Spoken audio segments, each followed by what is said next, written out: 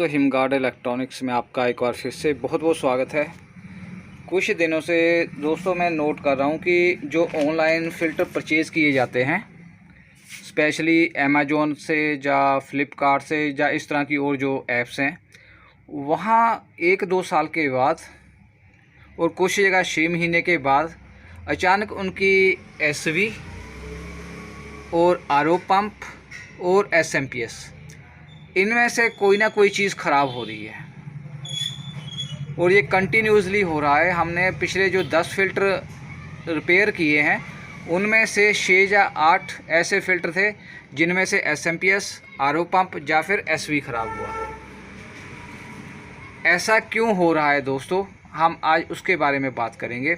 अगर आप रिपेयरर हो, डीलर हो, आरओ सप्लायर हो तो हमारा चैनल सब्सक्राइब कर लें ताकि हर जानकारी का आदान प्रदान होता रहे। तो अगर आप पंप हेड देखोगे ध्यान से, ये देखिए, ये ख़राब हुआ है। यहाँ से पानी की लीकेज धीरे धीरे होती हुई बढ़ती हुई एंड में पंप जो है अपना लोड ही छोड़ गया।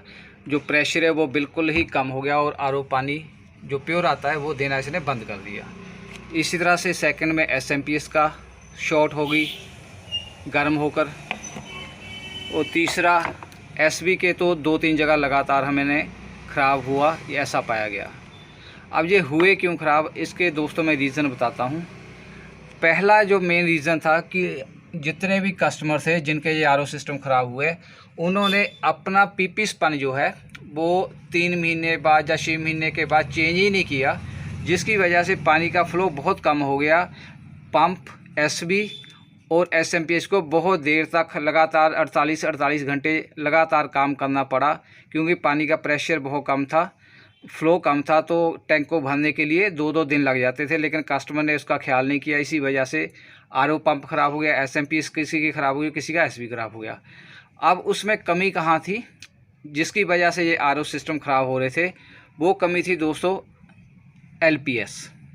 अगर इन सिस्टम में एलपीएस लगा होता तो 50% चांस कम हो जाते आरओ सिस्टम के ख़राब होने के, क्योंकि जैसे ही पीपी स्पन की में ब्लॉकेज हो जाती है, पानी का फ़्लो कम हो जाता है, तो एलपीएस ऑपरेट करना बंद कर देता है और आरओ को ऑन ही नहीं होने देता, या फिर इसकी आवाज़ टक टक की आती रहती है, जिससे हमें अलर्ट कर देता है। ये पाया है कि जितने भी अभी तक आरओ पिछले 10 दिन में ख़राब हुए हैं, उनका मेन रीज़न था उनमें एलपीएस नहीं लगे होना।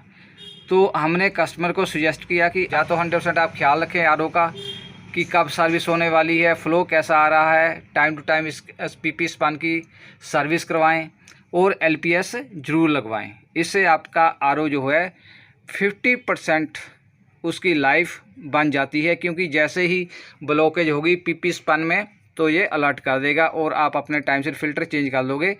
और अगर बिल्कुल ब्लॉकेज हो जाती है पीपी स्पन की, पानी नहीं आता, तो ये आपके सिस्टम को ऑन नहीं होने देगा, जिसकी वजह से पंप, एसएमपीएस और एसवी ख़राब होने से बच जाएंगे। सेकंड इन लाइन, अगर सेडिमेंट फ़िल्टर और कार्बन फ़िल्टर आप टाइम टू टाइम चेंज करवा लेंगे, उस केस में भी आपका एसएमपीएस, आरओ पंप और एसवी ख़राब होने से बच जाएगा। जब भी आप आरओ सिस्टम परचेज़ करो तो इस बात का ज़रूर ख्याल रखो कि एलपीएस उसमें लगा होना चाहिए।